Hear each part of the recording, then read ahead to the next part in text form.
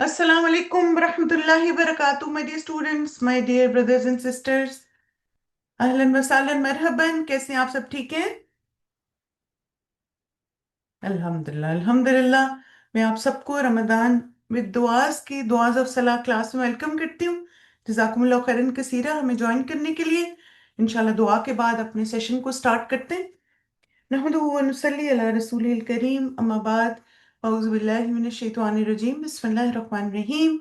रब इश्रह ली सदरी व यस्सिर ली अमरी वहलुल उक़दतम मिन लिसानी यफ़क़हू क़ौली रब ज़िदनी इल्मा अल्लाहुम्मा हदि क़ल्बी सद्दिद लिसानी वस्लुल सकीनत क़ल्बी आमीन। अल्हम्दुलिल्लाह, आज हमारा रमज़ान विद दुआ जिसमें हम सलाह की दुआएं पढ़ें, नमाज की दुआएं, उसका डे 3 है। और चलें थोड़ा सा कुछ बात कर लेते हैं, उसके बाद इंशाल्लाह अपने लेसन की तरफ चलते हैं। ये बताएं कि आप लोग सहरी खाते हैं, और सहरी खाते हैं तो उसमें क्या खाते हैं?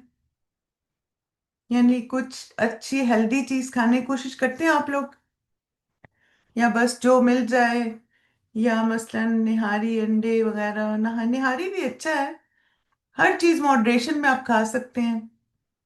निहारी भी खा सकते हैं, हलीम भी खा सकते हैं, और अंडे भी खा सकते हैं।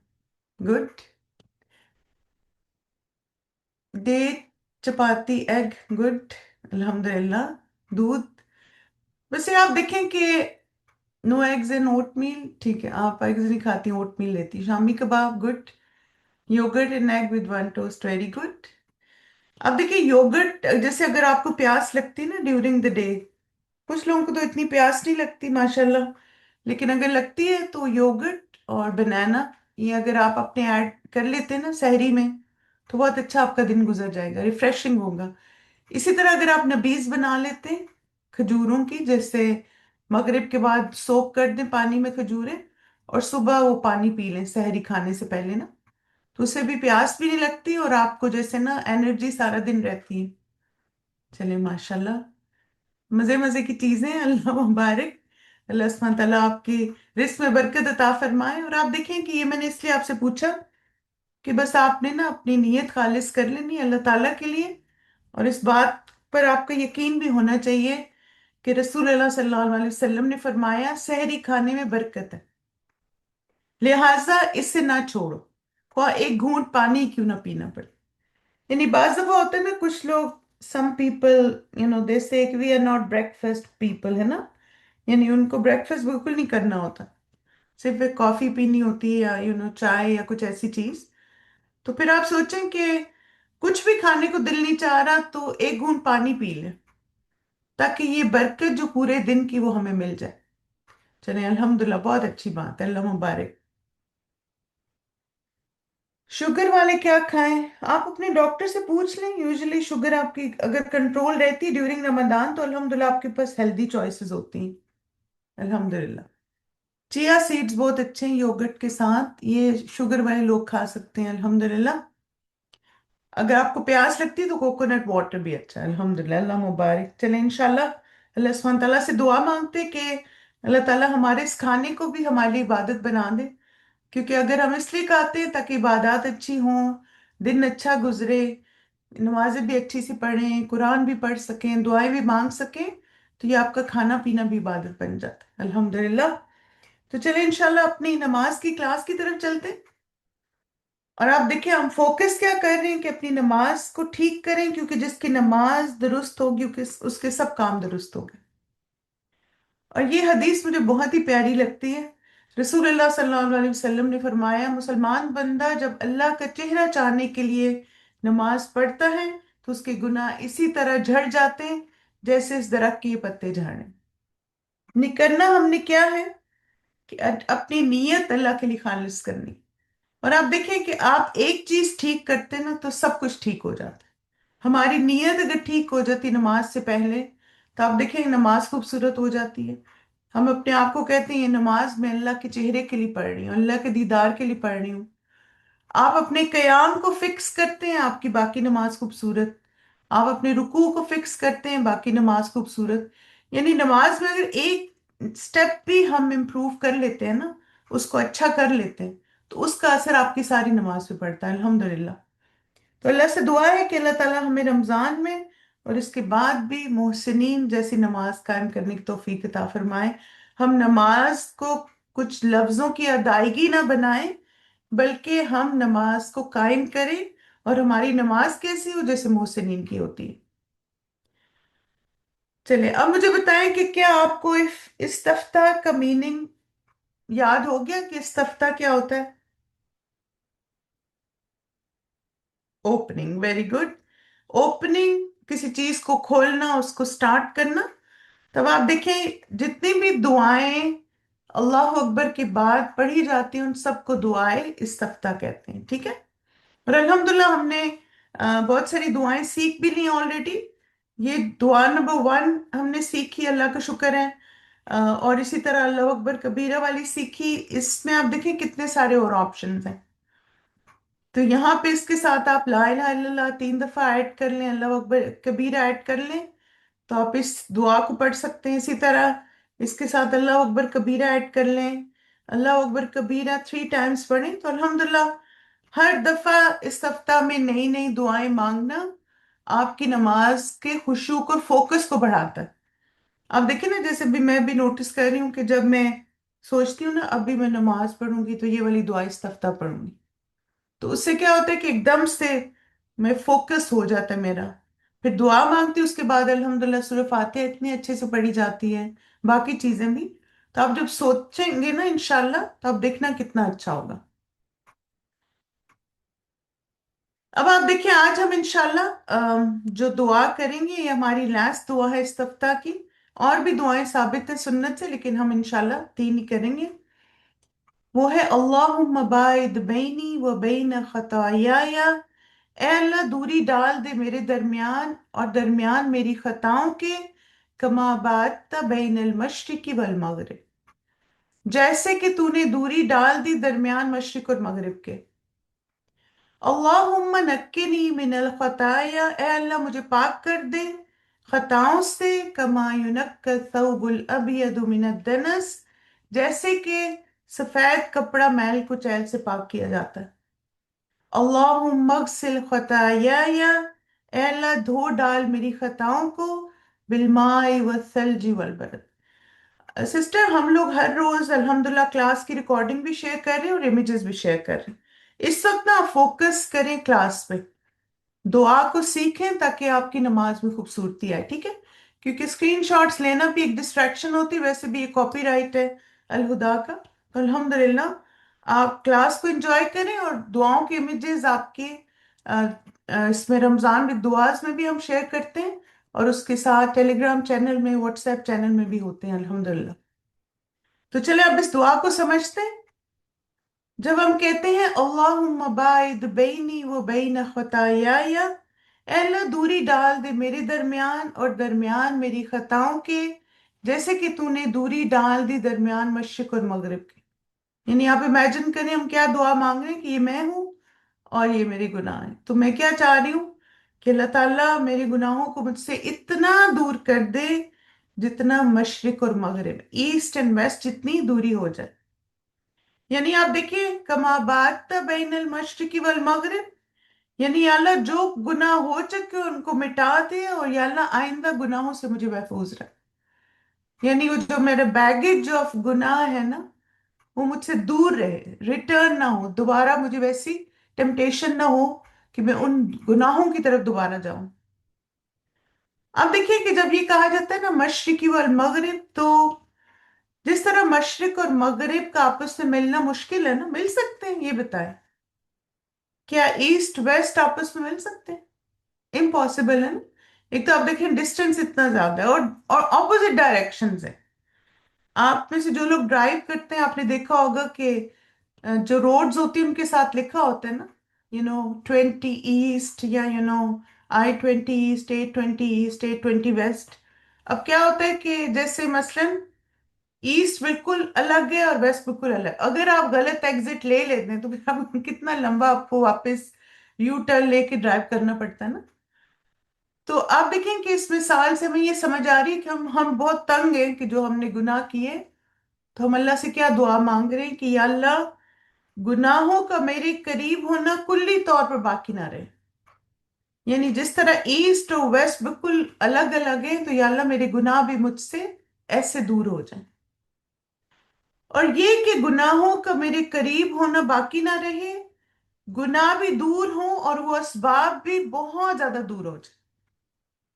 کیا آپ کو لگتا ہے کہ کچھ چیزیں ایسی ہوتی ہیں جن کی وجہ سے آپ گناہ کرتے ہیں یا ہم گناہ کرتے ہیں؟ ہوتا ہے ایسے؟ کچھ ٹیمپٹیشنز ہوتی ہیں، کوئی ماحول ہوتا ہے، کوئی انوائرمنٹ ہوتا ہے، صحبت ہوتی ہے، فرینڈز ہوتے ہیں، فیملی ہو سکتی ہے، بہن بھائی بھی ہو سکتے ہیں۔ تب آپ دیکھیں اس میں کہ جب آپ کہتے ہیں نا مشرق مغرب، تو اس کا مطلب ہے کہ میرے ایمان میں اتنی مضبوطی ہو کہ میں ان گناہوں کی طرف کبھی بھی ٹیمپٹ نہ ہوں، اتنی زیادہ میرے دل میں ان سے دوری آ جائے، بے رغبتی آ جائے کہ مجھے اب یہ گناہ دوبارہ نہیں کرنا۔ تو یا اللہ ان لوگوں کو بھی دور کر دے جو مجھ پہ پریشر ڈالتے ہیں، اور سارے اسباب کو بھی۔ ہو سکتا ہے آپ ریلز دیکھنے کے، ایسی فضول قسم کی ریلز دیکھنے کے شوقین ہوں، یا مثلا ایسے وقت ضائع کرتے رہیں۔ آپ دیکھیں بعض دفعہ کچھ اس طرح کی چیزیں انٹرنیٹ پر بھی ہوتی ہیں جو کہ بہت نامناسب، اور یہ کہ بے مقصد ہوتی ہیں، اور دوسروں کا مذاق اڑایا جا رہا ہے، اور لوگ خوش ہو کے ان کو دیکھ رہے ہوتے ہیں، آگے فارورڈ کر رہے ہوتے ہیں۔ یعنی آپ دیکھیں دوسرے کا مذاق اڑ رہے ہیں، اس میں کیا خوشی کی بات ہے کہ ہم دوسرے سے بھی شیئر کریں؟ یہ تو غلط بات ہے، ہمیں کنڈیم کرنا چاہیے، ہمیں ان کو بھی سمجھانا چاہیے جو ایسی چیزیں آگے بھیجتے ہیں۔ تو اس لیے ایسے اسباب سے بھی اللہ مجھے دور کرتے، ایسے ریسورسز سے، ایسے سورسز سے جو کہ مجھے گناہ کی طرف لے کے جاتے ہیں۔ بالکل۔ پھر ہم اللہ سے مانگتے ہیں اللہم نقنی من الخطایا، اے اللہ مجھے پاک کر دے خطاؤں سے، کما ینقى الثوب الابیض من الدنس، جس طرح سفید کپڑا میل کچیل سے پاک کیا جاتا ہے۔ یعنی یا اللہ گناہوں کو ختم کر دے، اگر میں نے دوسروں کو بھی شامل کیا تو ان کے اثرات کو بھی مٹا دے۔ اب دیکھیں ہو سکتا ہے نا پاسٹ میں آپ کو جو پتہ نہ ہو کہ یہ گناہ ہے، غلط ہے، آپ نے خود بھی کیا ہو، دوسرے کو بھی کہا ہو کرنے کے لیے، ہے نا؟ ایسا ہم سب کے ساتھ ہوتا ہے جب ہمارے پاس دین کا علم نہیں ہوتا۔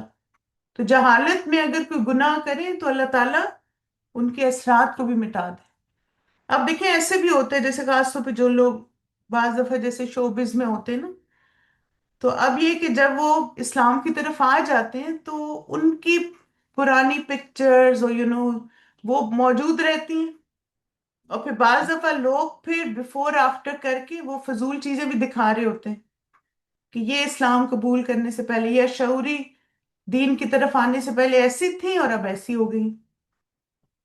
تب آپ دیکھیں کہ ہم اللہ سے کیا دعا مانگ رہے ہیں کہ اللہ تعالیٰ ان گناہوں کو ختم کر دے، اور اگر ایسے گناہ تھے جن کا کہیں بھی اثر موجود ہے تو اللہ سبحانہ تعالیٰ اپنی رحمت کو اس سے اس کو بھی مٹا دے۔ اب آپ دیکھیں کہ جو سفید کپڑا ہوتا ہے نا وہ صاف کرنا بھی مشکل ہوتا ہے نا، تو اسی لیے ہماری دعا میں تھوڑی سی نا زیادہ ایمفسس ہے کہ یا اللہ اس طرح مجھے گناہوں سے پاکی چاہیے جس طرح گندا کپڑا یا اس خاص طور پہ سفید کپڑا صاف ہو جاتا ہے۔ اب دیکھیں آپ نے نوٹس کیا ہوگا کہ جو وائٹ کپڑا ہوتا ہے نا اس کو صاف کرنا سب زیادہ مشکل ہوتا ہے۔ یعنی کلرڈ کلودنگ ہوتی نا تو کوئی اس میں سٹین ہو بھی تو آپ کو پتہ نہیں چلتا، لیکن وائٹ پہ تو ایک دم سے نظر آتا ہے، چاہے کوئی سالن گرا ہو، چاہے کوئی سپاٹ لگ گیا ہو، پین کی انک کو ایک دم سے آپ دیکھ سکتے ہیں۔ تب آپ دیکھیں ہم اللہ تعالیٰ سے کیا مانگ رہے ہیں کہ یا اللہ میرے دل اور اعمال کو سفید کپڑے جیسا پاک کر دے، بالکل سٹین فری میرا دل ہو جائے۔ اور آپ دیکھیں ایک وہ آپ نے حدیث سنی ہوگی نا کہ جب ایک انسان گناہ کرتا ہے تو اس کے دل پہ سیاہ نقطہ لگ جاتا ہے۔ تب آپ دیکھیں اس مثال کو آپ کو بہت اچھے سے سمجھ آ رہا ہوگا کہ میرے دل پر گناہوں کی وجہ سے اتنے سارے بلیک ڈاٹس لگ گئے ہیں، تو یا اللہ ان سارے بلیک ڈاٹس کو اپنی رحمت سے ختم کر دے، میں شرمندہ ہوں، میں نادم ہوں، میرے گناہوں کو معاف کر دیں۔ اور پھر اللہم اغسل خطایایا بالماء والثلج والبرد، اے اللہ دھو ڈال میری خطاؤں کو۔ اچھا یہ بتائیں کہ کبھی آپ نے ایسی واشنگ مشین دیکھی ہے جس میں کہتے ہیں ٹرپل واش؟ ایک اس میں سیٹنگ ہوتی ہے نا واشنگ مشینز میں، تب آپ دیکھیں بالکل ایسا ہی ہے۔ کہ ہم اللہ تعالیٰ سے کیا دعا مانگ رہے ہیں کہ یا اللہ میرے گناہوں کو، میری خطاؤں کو ایسے دھو ڈال، پانی سے، برف سے اور اولوں سے، یعنی ٹرپل واش ہو جائیں میرے سارے گناہ۔ اب دیکھیں کہ جیسے پانی بھی کافی تھا، لیکن پھر سلجی والبرد کیوں ایڈ کیا گیا؟ ایگزیجریشن کے لیے، یعنی کوئی بھی گناہ کا نشان باقی نہ رہے۔ ابن دقیق کہتے ہیں کہ ان چیزوں کو بیان کر کے انتہائی اچھی طرح سے گندگی مٹانے کو بیان کیا گیا، کیونکہ وہ کپڑا جس کو اوپر تلے تین پاک چیزوں سے دھویا جائے تو وہ انتہائی درجے کا پاک ہو جائے، پہلے ایک واش، پھر ڈبل واش اور پھر ٹرپل واش۔ یہ دعا اللہ تعالیٰ کے اس کال کی مانند ہے، واعف عنا واغفر لنا وارحمنا۔ یہ تینوں باتیں ایک ہی ہیں، ہے نا؟ یا اللہ ہمیں معاف کر دے، ہم سے درگزر فرما، ہم پہ رحمت کر۔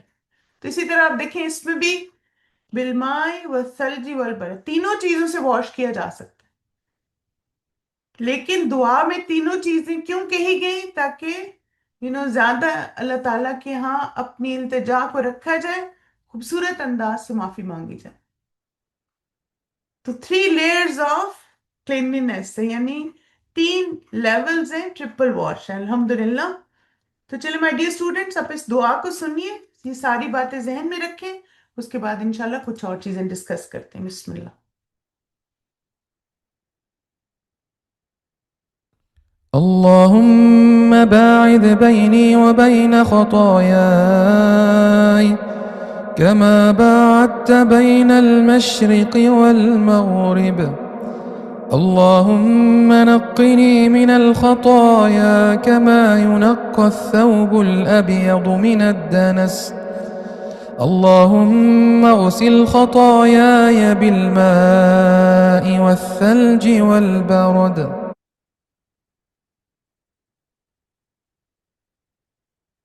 اور کیا آپ نے اس دعا پہ؟ چلیں اب اس کا لفظی ترجمہ دیکھتے ہیں۔ اللہم، اے اللہ، باعد، دوری ڈال دے، بینی، میرے درمیان، اور بینا، درمیان، خطایا، میری خطاؤں کے، کما، جیسا کہ بعد تو نے دوری ڈالی، بینا، درمیان، المشرقی، مشرق کے، والمغربی، اور مغرب کے۔ اللہم، اے اللہ، نکنی، پاک کر دے مجھے، من الخطایا، میری خطاؤں سے، کما، جیسا کہ یونکا، پاک کیا جاتا ہے، الثوب، کپڑا، الابید، سفید، من سے، الدنس، میل کچیل سے۔ اللہم، اے اللہ، اغسل، دھو ڈال، خطایا، میری خطاؤں کو، بالمائی، ساتھ پانی کے، والثلجی، اور برف کے، والبردی، اور اولوں کے۔ کتنی پیاری دعا ہے نا؟ چلے اب ایک دفعہ اس کو دوبارہ ترجمہ ذہن میں رکھ کے سنیں، ٹھیک ہے؟ بسم اللہ۔ اللهم باعد بيني وبين خطاياي كما باعدت بين المشرق والمغرب. اللهم نقني من الخطايا كما ينقى الثوب الأبيض من الدنس. اللهم اغسل خطاياي اللهم اغسل خطاياي بالماء والثلج والبرد. اللهم باعد بيني وبين خطاياي كما باعدت بين المشرق والمغرب. اللهم نقني من الخطايا كما ينقى الثوب الأبيض من الدنس. اللهم اغسل خطاياي بالماء والثلج والبرد. چلیے الحمدللہ، غور کیا آپ نے ساتھ ساتھ ترجمے پہ؟ اب ہم دیکھتے ہیں کہ نبی صلی اللہ علیہ وسلم اس کو نماز میں پڑھتے تھے، اس کی دلیل کیا ہے؟ ابو ہریرہ رضی اللہ عنہ سے روایت ہے کہ رسول اللہ صلی اللہ علیہ وسلم تکبیر اور قرات کے درمیان کچھ سکوت فرماتے تھے۔ سکوت کا مطلب ہے خاموش ہو جاتے، جیسے کوائٹ ہو جاتے تھے۔ تو میں نے عرض کیا یا رسول اللہ، میرے ماں باپ آپ پر فدا ہوں، تکبیر اور قرات کے مابین سکوت میں آپ کیا پڑھتے ہیں؟ آپ صلی اللہ علیہ وسلم نے فرمایا میں یہ پڑھتا ہوں، اللہم باعد بینی و بین خطایایا کما باعدت بین المشرق والمغرب، اللہم نقنی من الخطایا کما ینقی الثوب الابیض من الدنس، اللہم اغسل خطایایا بالماء والثلج والبرد۔ اچھا یہ بتائیں کہ اس دعا میں ہم اللہ سے کیا مانگ رہے ہیں؟ ابھی آپ نے ترجمہ بھی دیکھا نا، غور کیا نا؟ شاباش، اللہ تعالیٰ سے گناہوں کی مغفرت، گناہوں کی بخشش مانگ رہے ہیں۔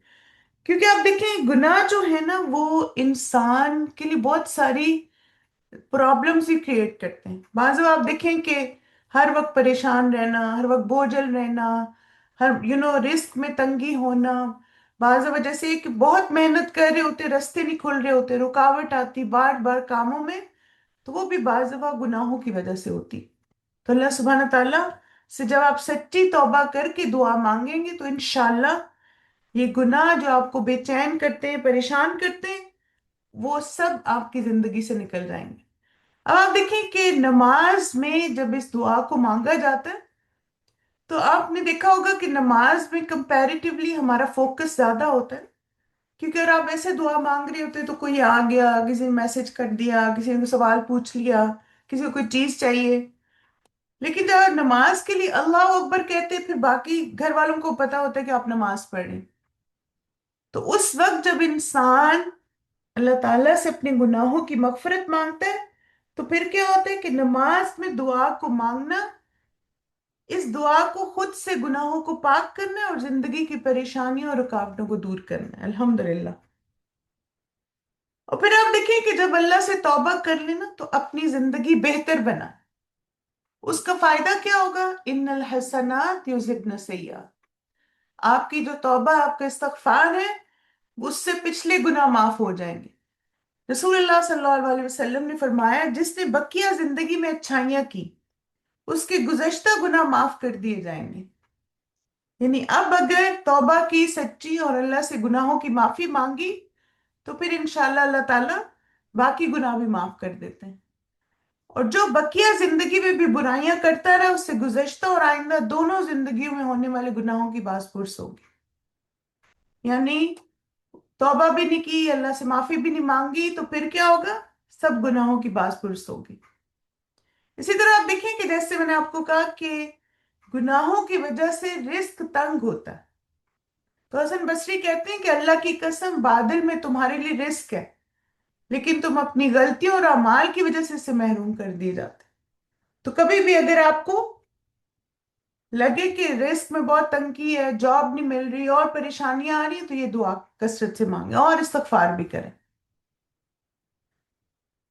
اب دیکھیں یہ سورہ فاتحہ سے پہلے پڑھیں گے نا، اللہ اکبر کے بعد، ٹھیک ہے؟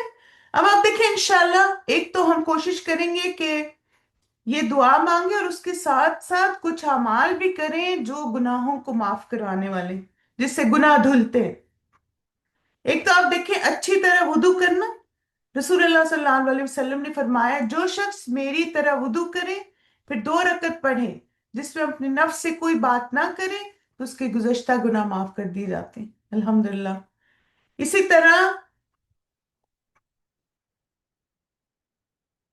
جو وضو کرے اور پھر 2 رکعت پڑھے جس سے اپنے نفس میں کوئی بات نہ کرے اس کے بھی گناہ معاف کر دیے جاتے ہیں۔ ایک آپ دیکھیں وضو کرنا اور دوسرا وضو کے بعد 2 نفل پڑھنا، فرض نمازیں پڑھنے سے گناہ معاف ہو جاتے ہیں۔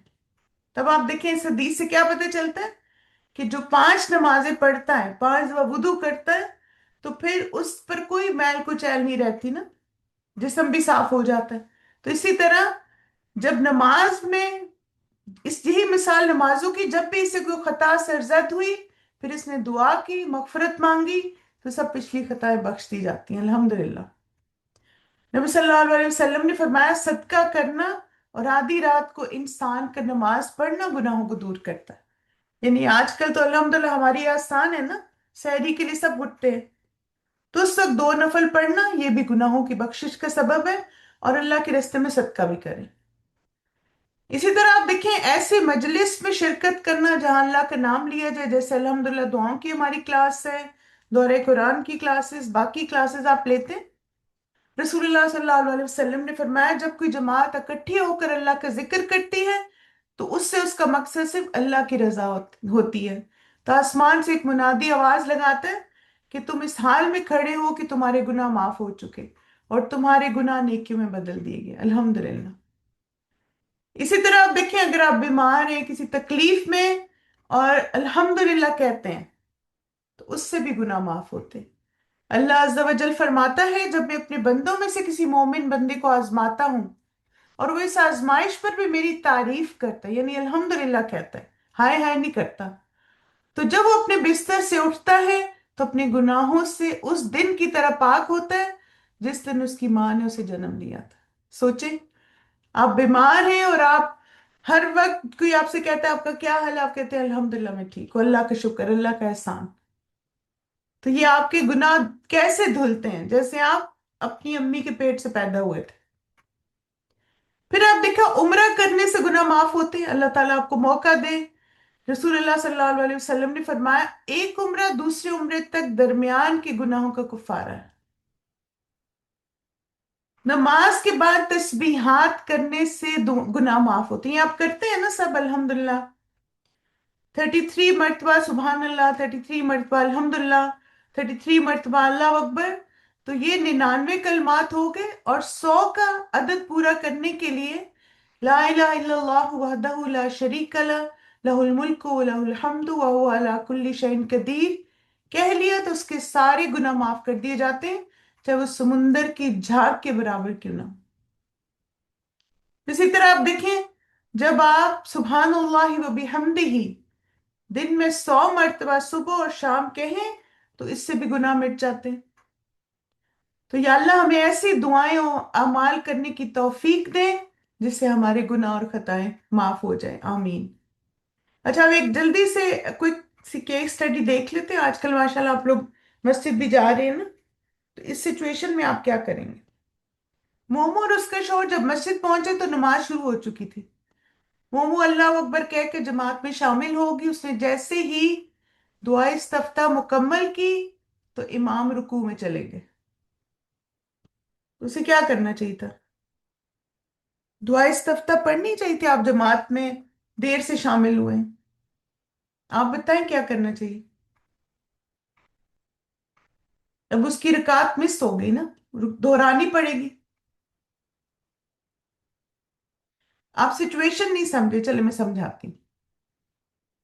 چونکہ جماعت شروع ہو چکی تھی اس لیے سورہ الفاتحہ پڑھنی چاہیے تھی۔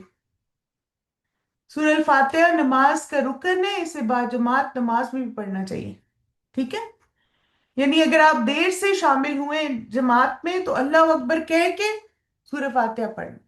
دعائے استفتاح جو ہے وہ سنت ہے، اگر آپ پڑھتے ہیں تو ثواب ہے، اور اگر نہیں پڑھتے تو نماز آپ کی ویلڈ ہے۔ تو اس لیے آپ دیکھیں اگر ایسا ہو آپ کے ساتھ تو جب آپ نماز جوائن کریں تو پھر اللہ اکبر کہہ کے فوراً سورہ فاتحہ پڑھ لیں اور پھر امام کی تلاوت سنیں، ٹھیک ہے؟ دیر سے جب بھی جوائن کریں تو الفاتحہ پڑھنی ضروری ہے، انشاءاللہ اس پہ اور بھی بات کریں گے۔ ہم تھوڑا سا دیکھ لیتے ہیں کہ باجماعت نماز میں صف بنانا کتنا ضروری ہے۔ رسول اللہ صلی اللہ علیہ وسلم نے فرمایا کہ جماعت کے ساتھ نماز اکیلے نماز پڑھنے سے 27 درجہ زیادہ فضیلت رکھتی۔ کچھ حدیث میں 25 بھی آتا ہے اور کچھ میں 27 بھی آتا ہے۔ اب آپ دیکھیں کہ جب سے اس کو پتہ لگا اس نے کہا مجھے 27 گنا زیادہ ثواب حاصل کرنے کے لیے تمام نمازوں کے لیے مسجد جانا چاہیے۔ لیکن ایک اس حدیث میں بات امپورٹنٹ ہے، اور وہ کیا ہے کہ جماعت کے ساتھ نماز، یہاں پہ مسجد نہیں مینشن کی ہوئی۔ تو اگر آپ دور رہتے ہیں مسجد سے، آپ آسانی سے ڈرائیو کر کے نہیں جا سکتے، آدھا گھنٹہ دور ہے، 1 گھنٹہ دور ہے، ماشاءاللہ کچھ لوگ تو ڈرائیو کر بھی لیتے ہیں، لیکن بعض ٹریفک اور ان چیزوں کی وجہ سے ساری نمازیں اگر مسجد میں پڑھنا مشکل ہے، تو اگر گھر میں آپ جماعت کرتے ہیں تو بھی انشاءاللہ یہ ثواب ملے گا۔ جی ہاں انشاءاللہ۔ اب آپ دیکھیے کہ نماز کے لیے صف بنانی بڑی ضروری ہے۔ آپ کے خیال میں یہ صف صحیح بنی ہوئی ہے؟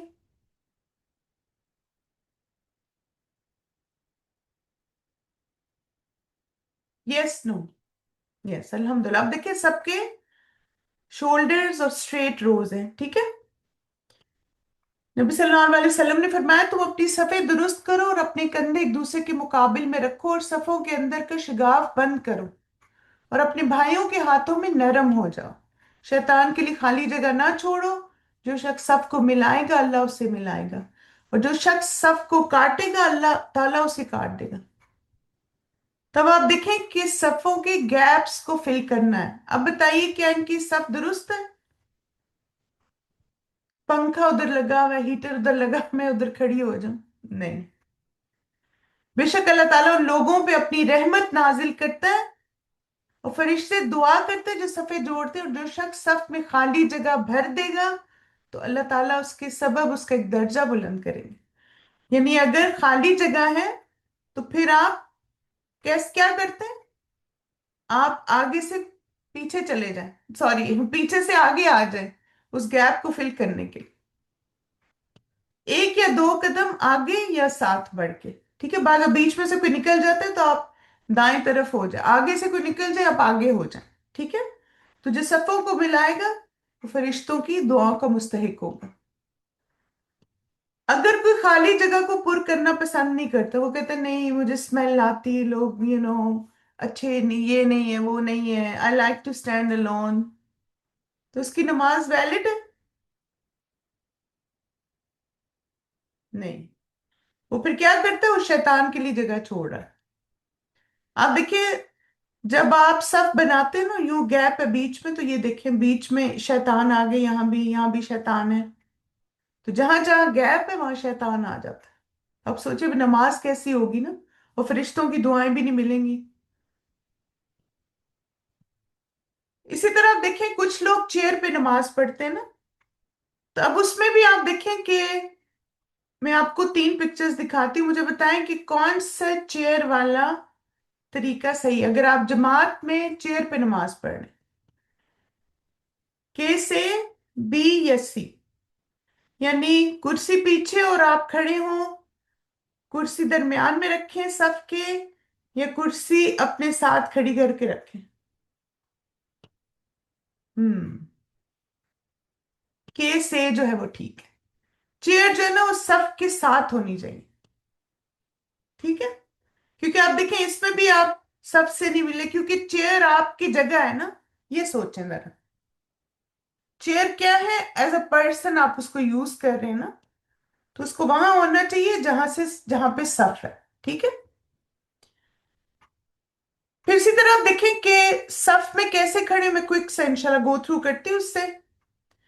अगर दो आदमी नमाज पढ़ रहे हो तो इकट्ठे खड़े होंगे, ठीक है। इमाम की लेफ्ट साइड पर मुक्तदी होंगे, ठीक है।